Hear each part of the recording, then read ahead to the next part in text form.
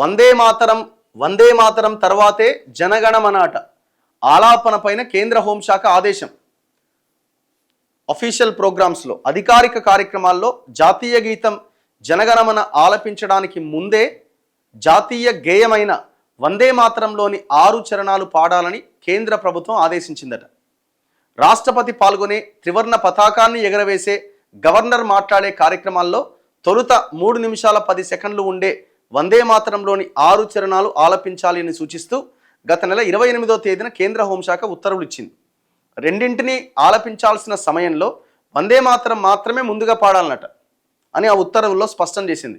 వందే మాతరం ఆలపించేటప్పుడు అందరూ లేచి నిల్చోవాలి అని సూచించింది.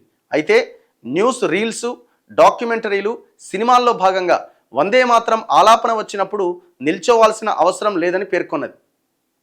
స్కూళ్లలో వందే మాతరంతోనే కార్యకలాపాలు ప్రారంభించాలని కేంద్ర హోంశాఖ సూచించింది. దేశభక్తితో, మాతృభూమిపై ప్రేమతో, మర్యాదపూర్వకంగా, సముచిత పద్ధతిలో ఏ కార్యక్రమంలో అయినా వందే మాతరం ఆలపించవచ్చు.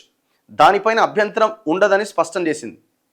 దేశ గౌరవానికి చిహ్నాలైన జాతీయ గీతం, జాతీయ గేయం ఆలాపన జరుగుతున్నప్పుడు ఎవరైనా ఉద్దేశపూర్వకంగా అంతరాయం కలిగించినా, అగౌరవపరిచినా ప్రభుత్వం కఠినంగా వ్యవహరిస్తుంది. కొత్త నిబంధనల ప్రకారం ఇటువంటి చర్యలకు పాల్పడే వారికి గరిష్టంగా 3 ఏళ్ల వరకు జైలు శిక్ష విధించే అవకాశం ఉందట. సో దాని మీద కొన్ని గైడ్ లైన్స్ ఇచ్చినారు. ఇప్పుడు సినిమా టాకీస్లలో జాతీయ గీతం, అదే మన జనగణమన జాతీయ గీతం ఉండే స్టార్టింగ్లో ఇప్పుడు ఉంటుందా? మర్చిపోయినట్టున్నారు. అది